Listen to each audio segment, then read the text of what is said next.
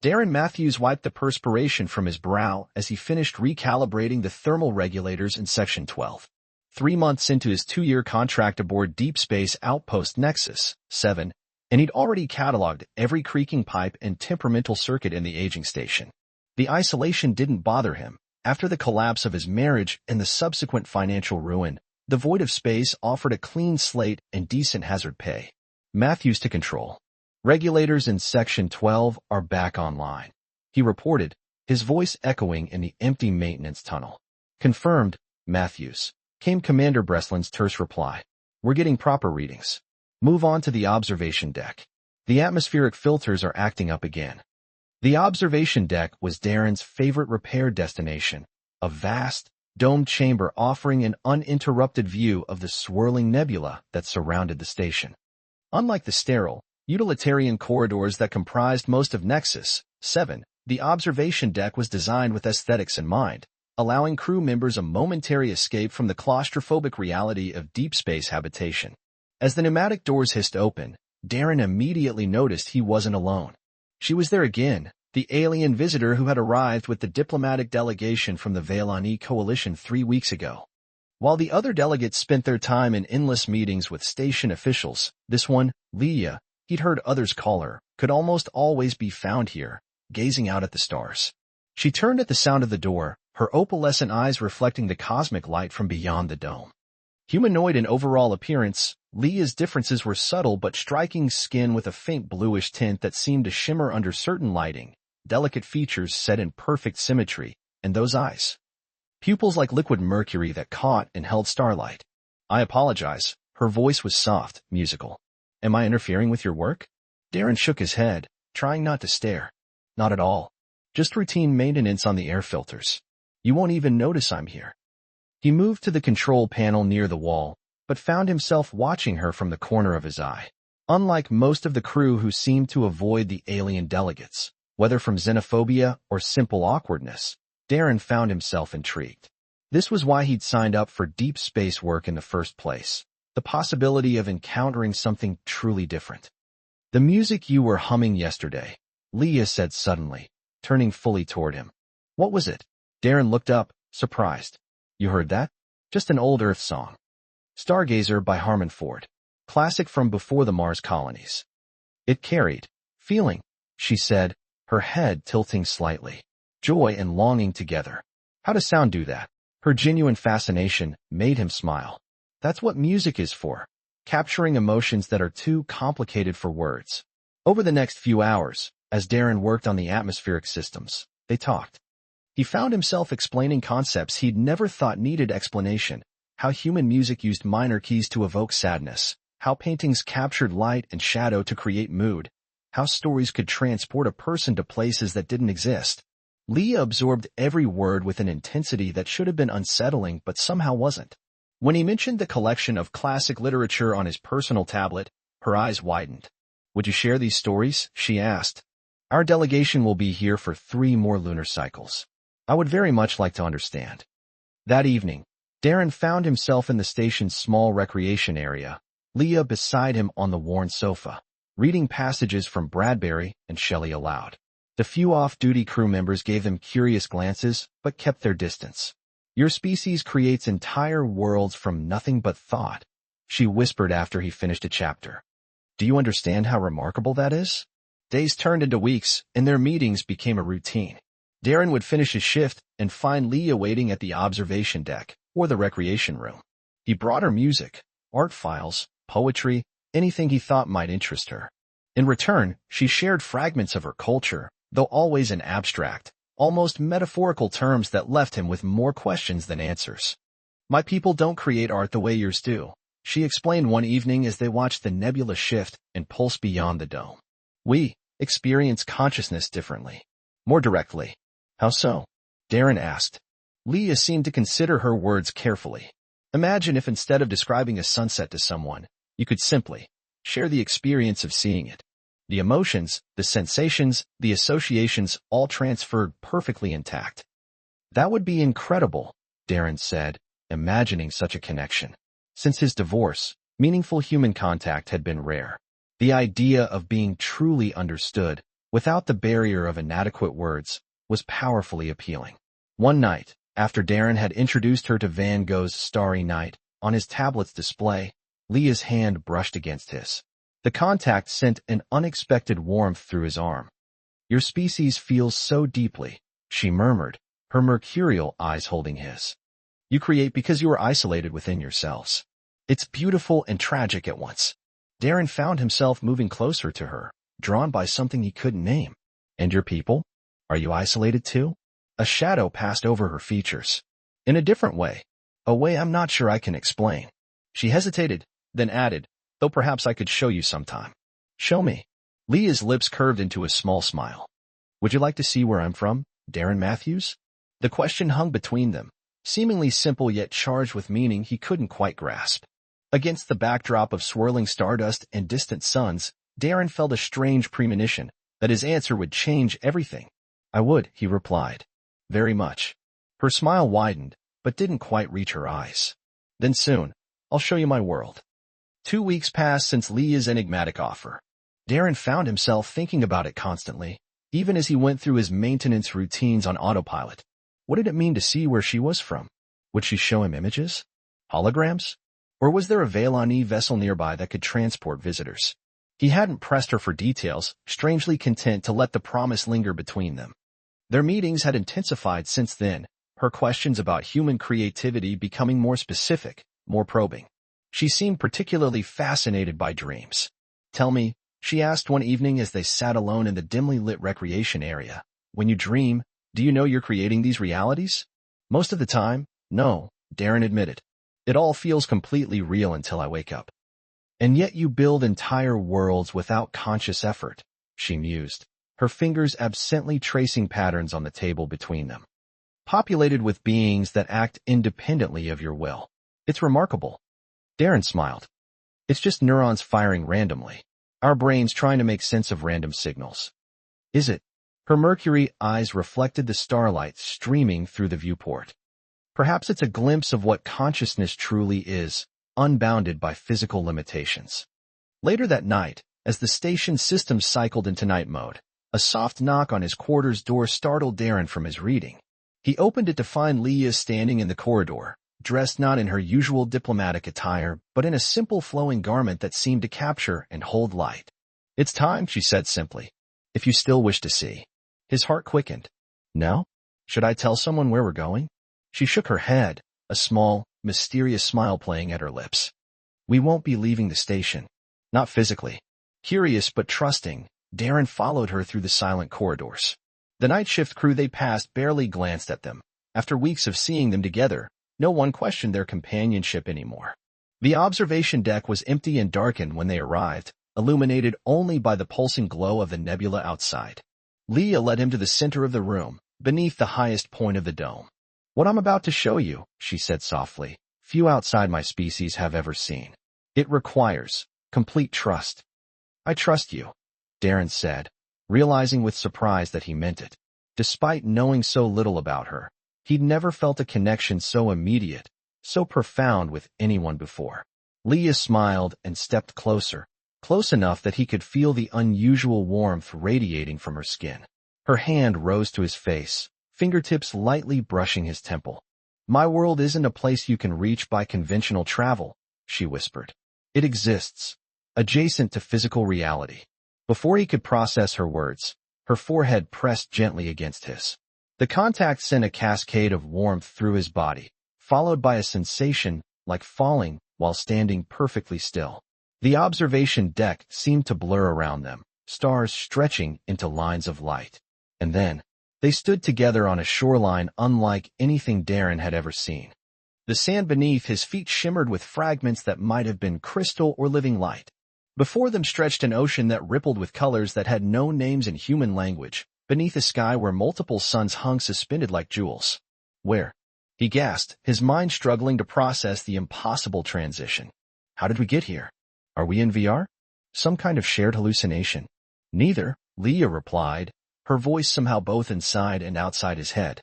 "Here, in this place." Her skin glowed with subtle patterns that shifted and flowed like liquid light. "This is my home. Or rather, a translation of it that your consciousness can comprehend. Darren spun slowly, taking in floating islands in the distance, structures that seemed to be built from solidified light, and strange, graceful beings moving through the air above them. This is impossible, he whispered. For physical beings, yes, she agreed. But consciousness is not bound by physical laws. My people learned to exist primarily as consciousness long ago, only maintaining physical form when necessary, like when visiting your station. She took his hand, and the contact sent a shock of connection through him, deeper than arousal, more intimate than any touch he'd experienced. Come, she said, her eyes now containing galaxies. Let me show you the true beauty of a world built from pure thought. As they walked along the shore, reality seemed to respond to their passage, plants that might have been flowers turning to follow them, the very landscape subtly reshaping itself. Darren felt lighter, as if the boundaries of his body were becoming permeable. This is real? He asked, watching patterns of light dance across his own skin now. As real as anything, Leah replied. Just a different kind of real. She led him toward a structure that seemed to be made of crystallized music, each surface vibrating with harmonies he could somehow see as well as hear. As they approached, other beings like Leah emerged, regarding him with curious, hungry eyes. My people are eager to meet you, she said, her voice tinged with an emotion he couldn't identify. A human consciousness is rare here. Inside the crystalline structure, reality became even more fluid. The walls rippled like water, and corridors seemed to form themselves as Darren and Leo walked forward. He noticed that the other beings, Vélani, he assumed, maintained a careful distance, watching him with an intensity that was both flattering and unsettling. They're curious, Leo explained, sensing his discomfort. Physical beings who can create as humans do are precious to us. The word precious sent an unexpected chill down Darren's spine. They entered a vast chamber where the ceiling opened to the multi-sun sky. In the center stood what appeared to be a pool of liquid silver, its surface occasionally erupting in delicate fountains that solidified into complex geometric patterns before dissolving back. Our thought well, Leah said reverently. The center of our collective consciousness. As Darren watched, fascinated, he became aware of a subtle pull, as if the pool were gently tugging at something inside him.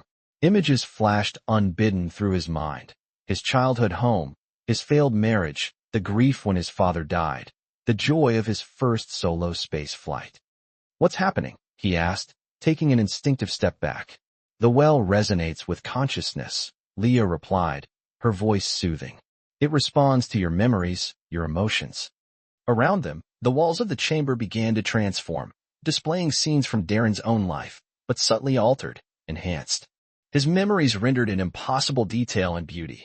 The day he graduated from the academy became a symphony of colors and emotions. His first kiss expanded into a moment that contained universes of sensation. This is incredible, he breathed, moving closer to one wall where he saw himself as a child, stargazing with his father. The memory was sharper here than in his own mind, suffused with a warmth and love that brought tears to his eyes. Your experiences are so vivid, Leah whispered, standing close behind him. Her hand slipped into his, and he felt that strange connection again, a merging of sensation that made his heart race. So rich and full of emotion. He turned to look at her, suddenly aware of how beautiful she was in this realm, her form more clearly her own, less constrained by humanoid appearance. Patterns of light danced across her skin, and her eyes held depths he could fall into forever. Why did you bring me here? He asked, his voice barely audible. Instead of answering directly, Leah led him from the chamber into what appeared to be a garden, though the plants responded to their presence with movements that seemed almost sentient, reaching toward Darren with fronds that glowed at the tips. Walk with me, she said. As they moved through the impossible landscape, Darren began to notice subtle disturbances, moments when the very fabric of this reality seemed to thin, revealing glimpses of emptiness beyond. The colors occasionally dimmed, as if struggling to maintain their vibrancy. This world is sick, he said suddenly, the realization striking him with certainty. Leah's expression shifted to one of sorrow. Yes, we are fading. She guided him to a structure that resembled a pavilion made of frozen aurora borealis, where they sat facing each other. Around them, the air pulsed with motes of light that responded to their conversation, creating visual echoes of their words. Long ago, my people evolved beyond physical limitations, Leah explained. We learned to exist primarily as consciousness, a shared dream state, if you will. For millennia, we thrived in this form, creating realities limited only by imagination. But, Darren prompted, sensing the inevitable turn in her story. But consciousness requires nourishment, energy, inspiration. Her eyes held his. We discovered too late that isolating ourselves from the physical universe meant cutting ourselves off from the primary source of new experiences, new thoughts. The motes of light around them dimmed slightly, as if in response to her sadness. We began to repeat ourselves, she continued. The same thoughts, the same creations, cycling endlessly. Our world began to fade, our collective consciousness thinning. Darren felt a strange sensation in his chest, sympathy mixed with a growing unease. That's why you've been so interested in human creativity. In art, music, dreams. Yes, Leah admitted. Your species creates constantly, effortlessly. Even your unconscious minds generate worlds of stunning complexity. As if to demonstrate, the pavilion around them briefly transformed into a visualization of Darren's dream from the previous night. A fantastical city of impossible architecture where birds with mechanical wings carried messages between towers of glass and light. I didn't even remember dreaming that, he whispered. But your mind created it nonetheless, Leah said, her voice filled with wonder. Do you understand now why my people established contact with yours? Why we sought diplomatic relations? Before he could answer, a tremor passed through the entire landscape. The colors dimmed dramatically, and for a terrifying moment, Darren glimpsed the truth beneath the beauty, a fading, desperate reality clinging to existence. Leah's expression became pained. Several other Velani appeared, moving toward them with urgent, flowing gestures. They communicated in a language of light and motion that Darren couldn't understand, but their agitation was clear. What's happening? He asked, rising to his feet. Our world weakens faster than we anticipated, Leah said, her form briefly flickering. The connection between our realms is straining. Darren noticed that the other Velani were regarding him with an intensity that no longer seemed merely curious. Their eyes held hunger, naked need. And in that moment, he realized with perfect clarity why he had really been brought here. You need more than just diplomatic relations, he said slowly. You need us, our minds, our creativity. Leah's silence was answer enough. The garden around them withered visibly, plants dulling from vibrant luminescence to ashen gray. The multiple suns in the sky dimmed like failing light bulbs. Darren felt a chill that seemed to penetrate to his very core. Tell me the truth, he demanded, pulling his hand from Leah's. All of it. For a moment, her form seemed to waver, as if she might dissolve entirely. When she stabilized, her eyes held a new intensity, desperate, almost feverish. My people are dying, she said simply. Not as individuals, but as a species, as a collective consciousness. The shared dream that sustains us is starving. She gestured at the fading world around them. What you see is just a small enclave, one of the last stable regions of our collective consciousness. Once, our realm spanned what you would call galaxies, encompassing infinite variations of reality, all sustained by the creative force of billions of minds. What happened? Darren asked, though a part of him already suspected the answer. We fed upon ourselves too long, Leah admitted. Consciousness cannot sustain itself in isolation. It needs input, stimulation, new perspectives. For countless generations, we drew inward, believing our collective mind sufficient unto itself. One of the other Velani approached, its form less stable than Leah's, flickering between humanoid appearance and something altogether more abstract, fractal patterns that hurt Darren's eyes to focus on. It communicated with her in that silent, luminous language before withdrawing. They grow impatient, she said softly. The connection between our realms cannot be maintained much longer without commitment. Commitment. Darren repeated, the word hanging ominously between them. Leah moved closer, her hand reaching for his face in a gesture that now seemed less intimate than invasive. He stepped back. We discovered, quite by accident, that other sentient species could provide what we lack, she explained. Particularly humans, with your rich inner lives, your constant dreams and imaginings. A single human consciousness, fully integrated into our collective, can stabilize a significant portion of our realm. Understanding dawned cold and terrible. Integrated? You mean consumed. Not destroyed, she insisted, her eyes pleading. Transformed. Expanded. Your individual consciousness would become part of something greater, while your creativity would nourish our dying world. The realization struck him like a physical blow. That's why you approached me. All those questions about human creativity, about dreams. You were assessing me. Like livestock. Pain flashed across her features. No, not like that. I chose you because your mind shines brighter than any I've encountered on your station. Your imagination, your capacity for wonder, they're extraordinary. Her voice softened. And yes, I was sent to find suitable minds, but what grew between us was unexpected. Real. She stepped toward him again, and this time he didn't retreat. Her hand cupped his cheek, and the contact sent that now familiar shock of connection through him, but he recognized it now for what it was. Not just intimacy, but a taste of what she was offering, a dissolving of boundaries, a melding of consciousness. You feel it, don't you? She whispered. The potential. The vastness.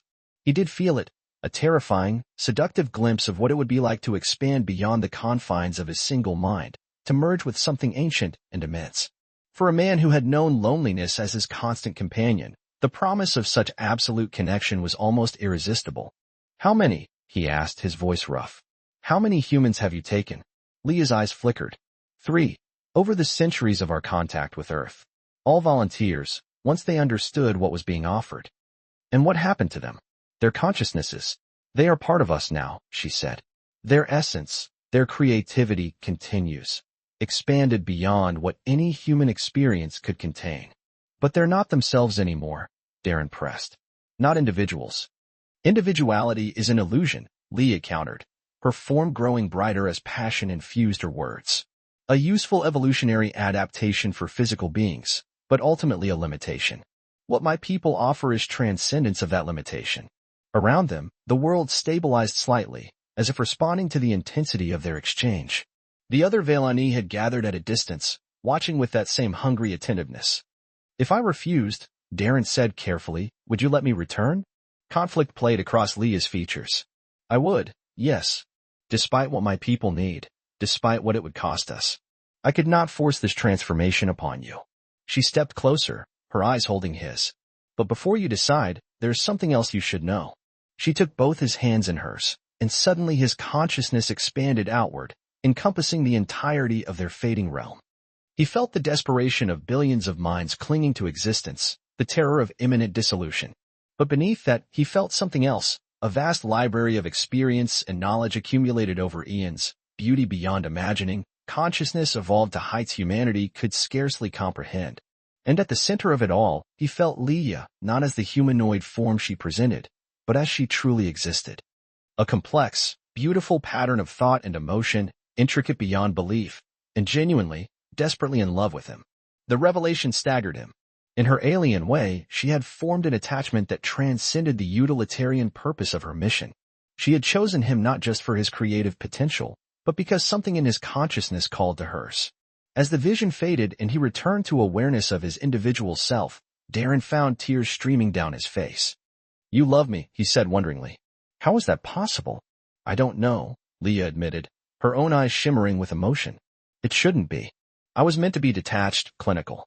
But your mind, the way you see the universe, it changed something in me. She stepped back, creating distance between them. That's why the choice must be truly yours. Not manipulated, not coerced. If you choose to return to your station, I will ensure your safe passage. And if I stay? Darren asked, his voice barely audible. Then you would become part of us, she said simply.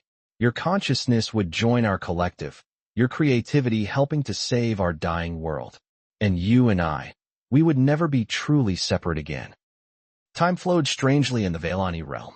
What felt like hours might have been minutes on the station or days. Darren stood at the edge of the thought well, watching the silver liquid rise and fall in hypnotic patterns. Each ripple seemed to call to him, promising release from isolation, from the prison of individual consciousness. Behind him, Leah waited in silence, giving him the space to make his choice. The other Vellani had withdrawn, though he could feel their desperate hope pressing against the boundaries of his mind like a physical weight. If I joined you, he said finally, would I still be me? Would I remember my life, my experiences? You would be both more and less than you are now, Leah answered truthfully. Your memories would become part of our collective experience, preserved but contextually altered.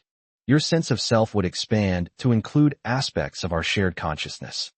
But would I still exist as Darren? He pressed.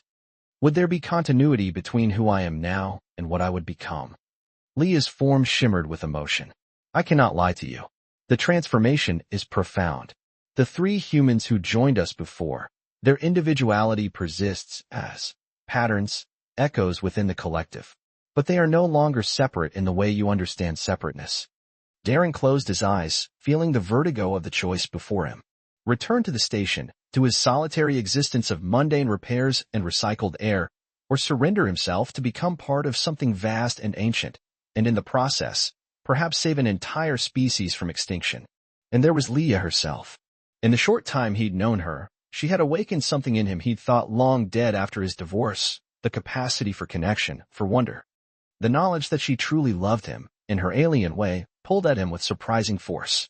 Show me, he said suddenly. Show me what it would be like. Not just glimpses. I need to truly understand before I can decide. Concern flickered across her features. Such an experience, it might be overwhelming. And I cannot guarantee you would return unchanged, even if you ultimately refused. I need to know, he insisted. After a moment's hesitation, Leah nodded. She guided him to the edge of the thought well, where the liquid silver lapped at the crystalline shore. Together, they knelt. Lower your hand to the surface, she instructed softly. Just a touch. I will be with you, anchoring your consciousness. Darren reached out, his fingertips hovering above the mercurial pool. With a deep breath, he made contact. The universe exploded behind his eyes. He was everywhere and nowhere, his consciousness expanding outward in fractal patterns that encompassed galaxies. He experienced life from perspectives impossible to comprehend in human terms, existence as pure energy, as complex mathematical patterns, as collective networks of thought spanning eons. He felt the history of the Velani as though he had lived it himself, their evolution from physical beings to creatures of pure consciousness, their glorious expansion across dimensions, their slow decline as isolation led to stagnation. And through it all, he felt Leah's presence entwined with his, guiding him, keeping him from dissolving completely into the overwhelming vastness. When Darren came back to himself, he was lying on his back at the edge of the well, gasping. Leah knelt beside him, her form pulsing with concern. Now you understand, she said softly. The beauty and the cost. He nodded, unable to speak. The experience had been beyond words, terrifying in its immensity, yet also the most profound connection he had ever felt.